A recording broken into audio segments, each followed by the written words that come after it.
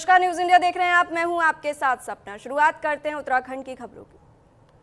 हरिद्वार में web series घूसखोर पंडित को लेकर संत समाज में भारी आक्रोश देखने को मिल रहा है। बता दें कि इस मुद्दे पर महामंडलेश्वर स्वामी ज्योति मर्यानंद ने कड़ी प्रतिक्रिया देते हुए कहा कि ऐसी वेब सीरीज को तत्काल बंद किया जाना चाहिए जो एक विशेष समाज को बदनाम करने का काम कर रही है। साथ ही कहा कि ब्राह्मणों को खुलेआम गालियां दी जा रही हैं और कुछ लोग इस पर खुश भी हो रहे हैं, जबकि यह बेहद चिंताजनक है। वहीं गंगा सभा के अध्यक्ष नितिन गौतम ने वेब सीरीज के नाम पर ही सवाल उठाते हुए कहा कि घूसखोर पंडित नाम अपने आप में आपत्तिजनक है। उन्होंने कहा कि घूसखोरी कोई साधारण शब्द नहीं बल्कि एक गंभीर आपराधिक कृत्य है जिसके लिए कानून में सजा का प्रावधान है। महामंडलेश्वर स्वामी ज्योति मर्यानंद ने इसका विरोध किया है और कहा है कि सीरीज को तत्काल बंद करने की अपील भी की है। ऐसी वेब सीरीज को तत्काल बंद किया जाना चाहिए। ब्राह्मण कभी घूसखोर नहीं होता, ये तो घूसखोर लोग हैं जिन्होंने वेब सीरीज बनाई है। ऐसे घूसखोर लोगों का पैसे के नाम पर अपने कपड़े उतार देने वाले लोग हैं ये, और पैसे के नाम पर ये इनका तो बस नहीं चलता। पैसे की भूख इन्हें देश बेचने के लिए मजबूर कर दे, पर इनका अधिकार नहीं है। यदि इनका अधिकार होता तो पैसे कमाने का लालच देश का सौदा कर लेते। ऐसे देश के सौदागरों को, संस्कृति के सौदागरों पर कठिन से कठोर कार्रवाई हो, इनको जेल में डाला जाए।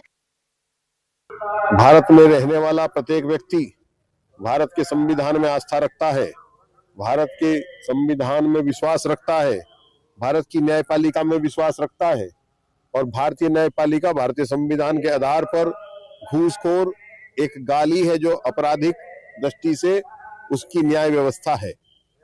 यदि इस प्रकार का कृत्य कोई भी व्यक्ति यदि झूठी प्रचार प्रसार के लिए करता है, अपने आप को फेमस करने के लिए करता है, धन लाभ के उद्देश्य से करता है, तो निश्चित रूप से वह कानून के दायरे में आता है और उसके द्वारा किया गया ये कार्य आपराधिक कार्य है। कानून में उसके खिलाफ हमारे यहाँ सजा का प्रावधान है। घूसखोर पंडित को पंडित शब्द को लेकर पंडित नेट इसको लेकर ब्राह्मण समुदाय की सामूहिक बदनामी का आरोप है। बता दें आपको, ऐसी वेब सीरीज को तत्काल बंद किया जाना चाहिए जो एक विशेष समाज को बदनाम करने का काम कर रही है। साथ ही ब्राह्मणों को खुलेआम गालियां दी जा रही हैं और कुछ लोग इस पर खुश भी हो रहे हैं। हरिद्वार में वेब सीरीज घूसखोर पंडित को लेकर संत समाज में उबाल है। इस मुद्दे पर महामंडलेश्वर स्वामी ज्योति मर्यानंद ने कड़ी प्रतिक्रिया दी है और कहा है कि इस वेब सीरीज को तत्काल बंद किया जाना चाहिए और कुछ लोग इस पर खुश भी हो रहे हैं, जबकि ये बेहद चिंताजनक है। वेब सीरीज के नाम पर भी सवाल उठाते हुए कहा कि घूसखोर पंडित नाम अपने आप में आपत्तिजनक है। वहीं गंगा सभा के अध्यक्ष नितिन नवीन ने भी कहा है घूसखोरी कोई साधारण शब्द नहीं है बल्कि एक गंभीर आपराधिक कृत्य है। संतों का आरोप है कि इस वेब सीरीज के जरिए एक विशेष समाज को बदनाम करने की कोशिश की जा रही है।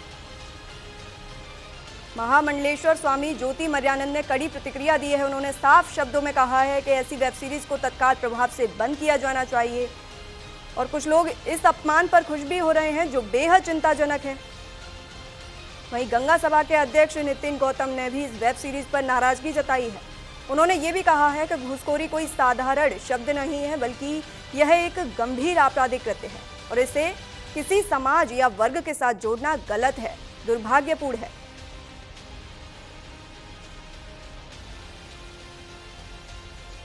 ये अभिव्यक्ति की आज़ादी के नाम पर किसी समाज की भावनाओं को ठेस पहुंचाता है। क्या ये सही है? स्वामी ज्योति मर्यानंद ने सीरीज के नाम पर भी सवाल उठाते हुए कहा है कि घूसखोर पंडित नाम अपने आप में आपत्तिजनक है और अपमानजनक है।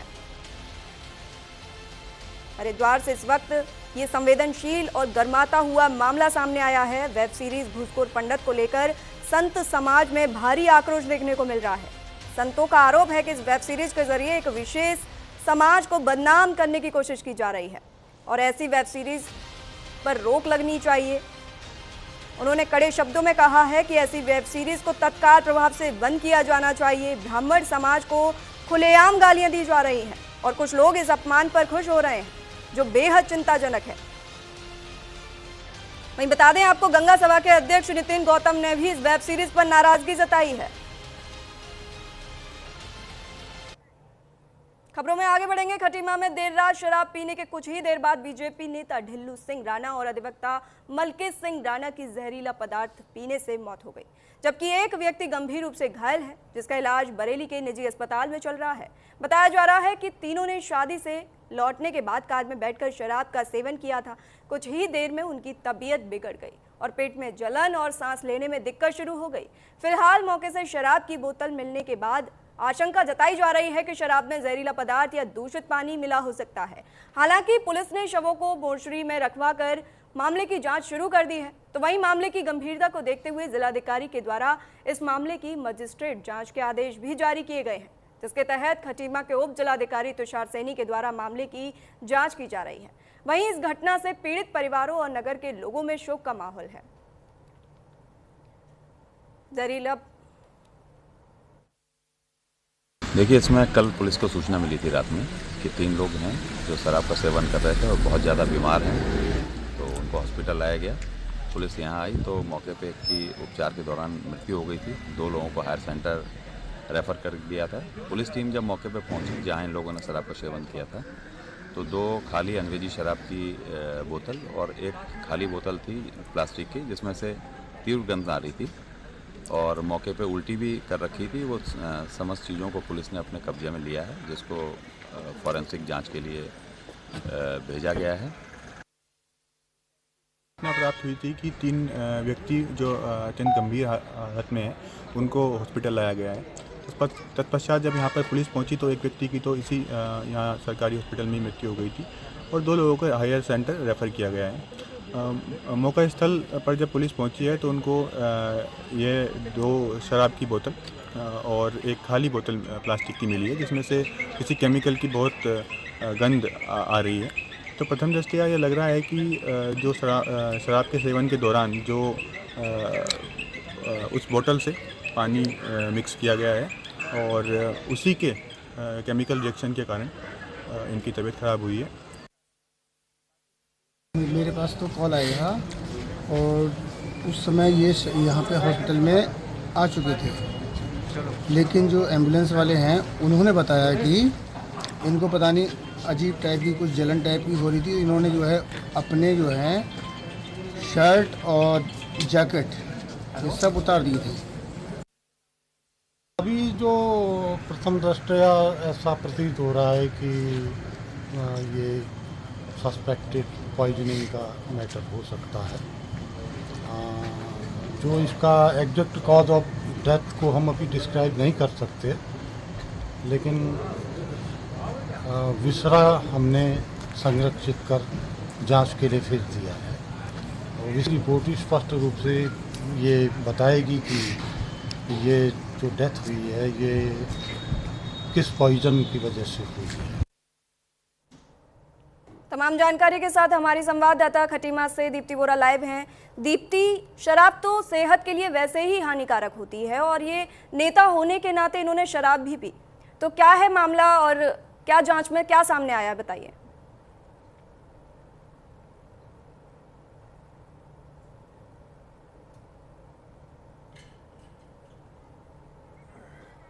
दीप्ति, आपको आवाज आ रही है?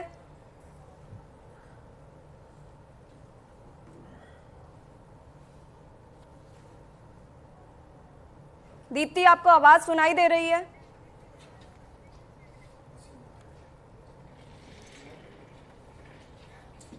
बीजेपी नेता ढिल्लू सिंह और अधिवक्ता की जहरीला पदार्थ पीने से मौत हो गई है। बता दें आपको, एक की हालत गंभीर है। खटीमा में देर रात ये रहस्यमयी घटना सामने आई है, जिसने पूरे इलाके को शोकमय कर दिया है। बीजेपी नेता ढिल्लू सिंह राणा और अधिवक्ता मलकीत सिंह राणा की जहरीला पदार्थ पीने से मौत हो गई, जबकि उनके साथ मौजूद एक अन्य व्यक्ति की हालत गंभीर बनी हुई है। घायल को इलाज के लिए अभी अस्पताल में भर्ती कराया गया है। बताया जा रहा है कि तीनों लोग एक शादी समारोह से लौटने के बाद कार में बैठे और वहीं शराब का सेवन किया, लेकिन शराब पीने के कुछ ही देर बाद उनकी तबीयत अचानक बिगड़ गई।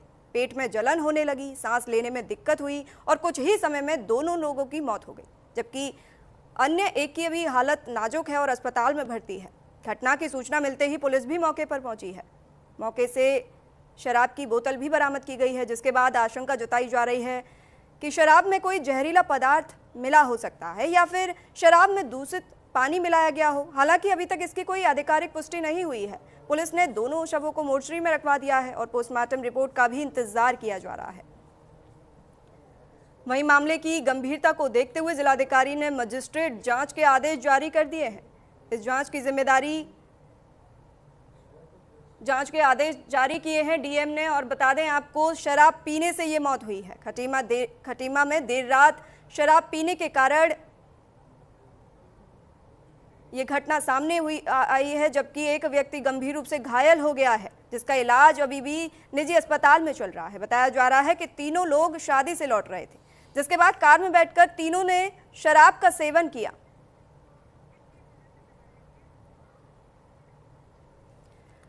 तमाम जानकारी के साथ दीप्ति बोरा हमारे साथ फिर से जुड़ी हैं। दीप्ति, शराब पीने से इनकी मौत हुई है दोनों की, और एक की हालत अभी नाजुक है, क्या है आपके पास अपडेट? शराब के साथ जहरीला पदार्थ खाने से इन लोगों की मौत हुई है और एक सनसनी बनी हुई है कि आखिर अचानक से शादी समारोह में ये बड़ी घटना कैसे हुई। और उप जिलाधिकारी खटीमा द्वारा इसकी पूरी मजिस्ट्रेट जांच की जा रही है। 2 लोगों के पोस्टमार्टम हो रहे हैं और क्षेत्र के लोगों से और सूत्रों से पता चला है कि वहां पे जहाँ पे शराब की बोतलें थे वहां पे कुछ खाली बोतलें भी मिली हैं। तो फॉरेंसिक टीम और जो अन्य जांचें हैं वो की जा रही हैं। जी, ये जो शराब थी नकली थी, इसकी जांच हुई है? कुछ आया है अपडेट में? अभी इस पे उप जिलाधिकारी द्वारा जहां से इन लोगों ने शराब खरीदी थी उन दुकानों पे पड़ताल की जा रही है। मौके पर पुलिस प्रशासन मौजूद है और तमाम अधिकारी मौजूद है और सभी एंगलों से इस पे जांच की जाएगी। जी, जो शराब की बोतल खरीदी गई थी वहाँ क्या अपडेट क्या आई है वहाँ से जांच में? वहाँ पे उप जिलाधिकारी मौके पर मौजूद है, उनसे पूछताछ की जा रही है। जो कल उन लोगों ने शराब की बोतलें खरीदी थी उन्हें लिया जा रहा है, उनको एक सैंपलिंग की जा रही है उनपे। जी, जो 2 लोगों की तो मौत हो चुकी है, अभी जो एक अस्पताल में भर्ती हैं उन्होंने कुछ बयान या कुछ अपडेट दी है? अभी उनकी हालत काफी गंभीर है और मौके पर परिजन और पुलिस मौजूद हैं और अभी बताने के लायक वो नहीं है। तो पुलिस जैसे ही वो स्वस्थ हो जाते हैं तो उनसे पूछताछ की जाएगी। पीड़ित परिवार वालों का क्या कुछ कहना है इस पर? परिवार वालों का कहना है कि ये लोग शादी समारोह पर आए हुए थे और ऐसी घटना कैसे होगी बहुत दूर की बात है। उनका कहना है कि ऐसा तो किसी से दुश्मनी या ऐसा कोई घटना नहीं है, लेकिन उन्होंने भी पुलिस प्रशासन से इस पर कड़ी कार्रवाई करने के लिए कहा है और जांच करने के लिए कहा है। जी, ये सिर्फ लापरवाही है या फिर किसी की साजिश का हिस्सा हो सकती है ये घटना? देखिए, जैसे कि उप जिलाधिकारी ने हमें बताया है कि ये साजिश भी हो सकती है इनकी कोई, लेकिन हर एंगल से इस पे जांच की जा रही है। उप जिलाधिकारी ने मजिस्ट्रेट जांच के लिए बोल दिया है, तो हर एंगल से इन पे जांच हो रही है। जी दीप्ति, बहुत शुक्रिया तमाम जानकारी के लिए।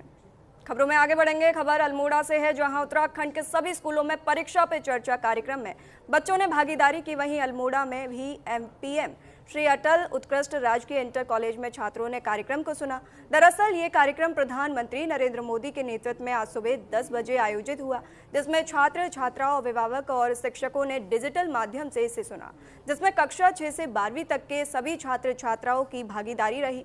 तो वहीं इस कार्यक्रम का उद्देश्य छात्रों को परीक्षा तनाव कम करने, चुनौतियों का सामना करने और आत्मविश्वास बढ़ाने के व्यवहारिक सुझाव देना था।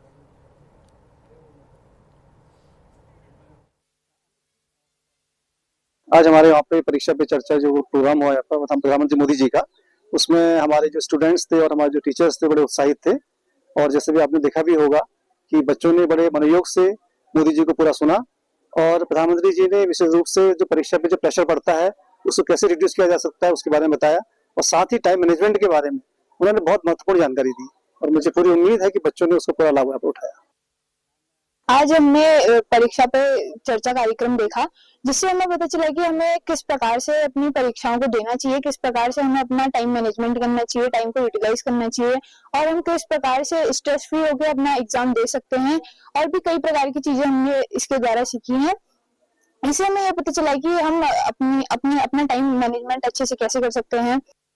आज हमने हमारे स्कूल में प्रधानमंत्री के द्वारा परीक्षा पे चर्चा 2026 का कार्यक्रम देखा, जिससे हमें ये पता चला कि कैसे हमें परीक्षा में डटे रहना है, कैसे उसकी तैयारी करनी है और अपने समय का प्रबंधन कैसे करना है, किस तरीके से अपने समय को यूटिलाइज करना है और अच्छे से उसका प्रयोग करना है। हमने ये भी सीखा कि और कई सारी चीजों से हम अपने मनोबल को कैसे बढ़ा सकते हैं और कई सारी चीजों को सीखकर और उन सब चीजों को करके हम कैसे परीक्षा में अच्छा कर सकते हैं।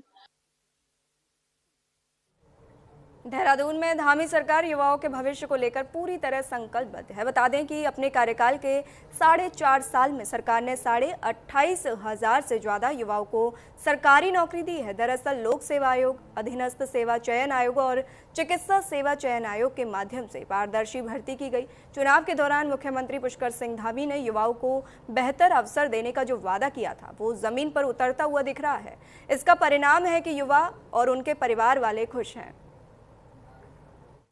ऐतिहासिक कदम है, बहुत महत्वपूर्ण कदम है। माननीय मुख्यमंत्री जी ने जिस तरीके से इस 4 साल के कार्यकाल में लगभग 28 से 30,000 नौकरियां बेरोजगारों को सीधे नौकरी देने का काम किया है शासकीय विभागों में, और उससे निश्चित रूप से बेरोजगारी दूर करने में फायदा हुआ और लोगों का विश्वास भी जागा है। जो नौजवान बेरोजगार थे, संगठित क्षेत्र में, सरकारी क्षेत्र में उनको नौकरियां उपलब्ध कराई है।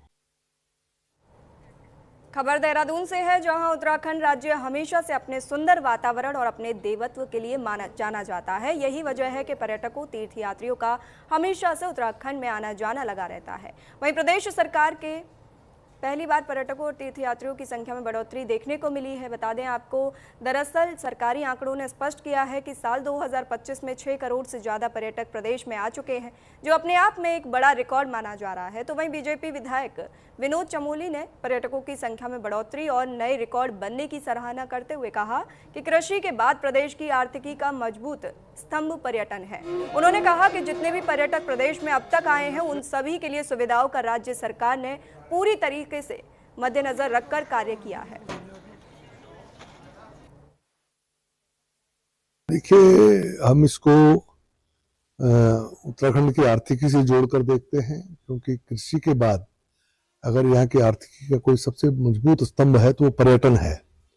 और मैं देखता हूँ कि लगभग 6 करोड़ पर्यटक पिछले 1 साल में उत्तराखंड में आए हैं, और उनको सुख सुविधा का हम लोगों ने ध्यान भी रखा। तो निश्चित तौर पर कहीं ना कहीं हमारे स्थानीय जो लोग हैं उनको रोजगार के अवसर भी प्राप्त हुए होंगे। ये अपने आप में बड़ा उत्साहवर्धक एक आंकड़ा है। और जैसे शीतकालीन यात्रा अभी गतिमान है और आगे के लिए धीरे धीरे उसमें भी लोगों का आना जाना बढ़ रहा है, तो मैं समझता हूँ संख्या और अधिक जाने वाली है, और ये एक मजबूत आधार उत्तराखंड की इकोनॉमी के लिए खड़ा करेगा। देहरादून में उत्तरायणी कैथिक महोत्सव 2026 की भव्य शुरुआत हुई। बता दें कि 4 दिन तक चलने वाले इस महोत्सव का उद्घाटन राज्यपाल लेफ्टिनेंट जनरल गुरमीत सिंह ने दीप जलाकर किया। बता दें कि सेवा संकल्प फाउंडेशन की ओर से आयोजित ये आयोजन 5 फरवरी से 8 फरवरी तक चलेगा, जिसमें लोक कला, पारंपरिक खान पान, हस्तशिल्प और सांस्कृतिक प्रस्तुतियों के जरिए उत्तराखंड की संस्कृति और परंपराओं की खूबसूरत झलक देखने को मिली। तो वहीं राज्यपाल ने विभिन्न स्टॉलों का निरीक्षण किया और स्थानीय कारीगरों और उत्पादों की सराहना की और कहा कि इस तरह के आयोजन संस्कृति से जुड़ने के साथ साथ सामाजिक एकता और आर्थिक विकास को भी मजबूत करते हैं। वहीं आयोजक गीता धामी ने बताया कि इस महोत्सव का उद्देश्य दूर दराज से आए कारीगरों और लोक कलाकारों को एक मंच देना है, उन्हें आर्थिक सहयोग पहुंचाना है। तो वहीं कार्यक्रम में कैबिनेट मंत्री सुबोध उनियाल, देहरादून मेयर सौरभ थपलियाल सहित कई जनप्रतिनिधि मौजूद रहे।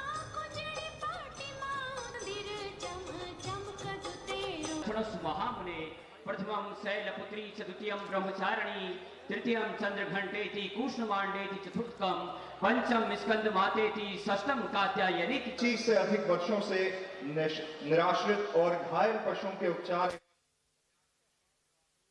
मैं समझती हूँ कि ये ईश्वर का आशीर्वाद है कि हम लोग जिस सोच और विज़न से आगे बढ़ रहे हैं और अपनी संस्कृति, अपनी परंपराओं, अपनी पहचान को जीवंत रखने के लिए कार्य कर रहे हैं। और साथ में हमारे ऐसे लोग जो दूर दराज क्षेत्रों से, अलग अलग ज़िलों से यहाँ पर आए हुए हैं अपने सामान का, कि जिन्होंने प्रदर्शनी लगाई है, जिन्होंने प्लेटफॉर्म जिनको मिला हुआ है। तो मैं समझती हूँ कि जो विज़न है हमारा, एक उनको जो है एक अच्छा प्लेटफॉर्म दे करके उनको आर्थिक रूप से सहयोग करना और एक अपनी ये परंपरा विरासत को बनाए रखना। आज सचमुच ऐसे लगा कि पूरा उत्तराखंड का परिवार इकट्ठा हुआ है। वो 3 शिव जी के त्रिशूल के मिशन के ऊपर में, पहला सांस्कृतिक धरोहर और जड़ों से मिलने के लिए, दूसरा एक सामाजिक एकता और तीसरा एक आर्थिक विकास। आज अत्यंत खुशी हुई कि हमारे परिवार के 172 स्टॉल्स ने और ग्रुप्स ने उसमें हिस्सा लिया। हरिद्वार में सीआईएसएफ परिसर से कॉपर वायर चोरी के आरोपी को पुलिस ने गिरफ्तार कर लिया है। बता दें कि आरोपी के कब्जे से करीब 2 लाख रुपए के 14 रोल कॉपर वायर बरामद किए। दरअसल गुरुवार को सीआईएसएफ बीएचईएल रानीपुर के निरीक्षक दयाल सिंह और उनके सहयोगी उप निरीक्षक सचिन कुमार ने टावर 4 के पास संदिग्ध व्यक्ति को चोरी करते पकड़ा और आरोपी को हिरासत में लेकर वायर जब्त कर लिया है।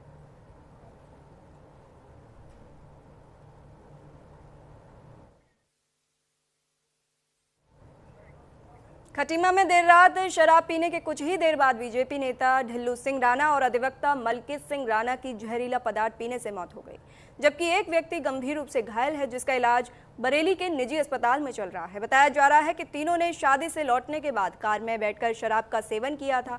कुछ ही देर में उनकी तबीयत बिगड़ गई और पेट में जलन और सांस लेने में दिक्कत शुरू हो गई। फिलहाल मौके से शराब की बोतल मिलने के बाद आशंका जताई जा रही है कि शराब में जहरीला पदार्थ या दूषित पानी मिला हो सकता है। हालांकि पुलिस ने शवों को मोर्चरी में रखवाकर मामले की जांच शुरू कर दी है।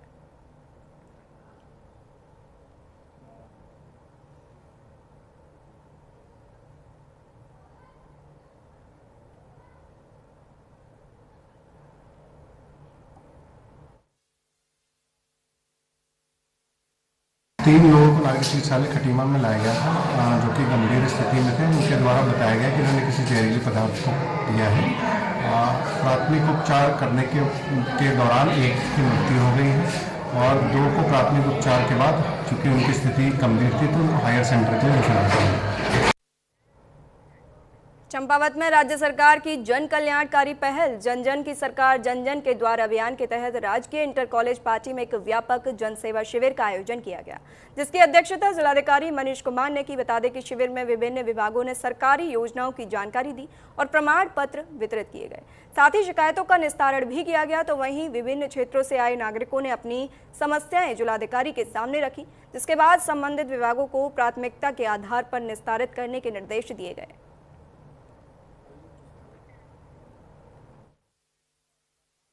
आज जन जन की सरकार जो लगी है, जो उत्तराखंड सरकार ने पहल कर रखी है, उसमें जो है मैं अपनी समस्या लेके आया हुआ था और डीएम साहब ने मेरी जो सिंचाई से रिलेटेड जो समस्या थी उसका त्वरित मेरा समाधान कर दिया है। मैं जिलाधिकारी महोदय और मुख्यमंत्री धामी जी और बीजेपी सरकार का बहुत बहुत धन्यवाद करना चाहता हूँ। आज जन जन की द्वार जन जन की सरकार में पार्टी में शिविर लगा है, जिसमें डीएम साहब के पास हम जन समस्या को लेकर आए थे और उन्होंने हमारी त्वरित कार्रवाई की।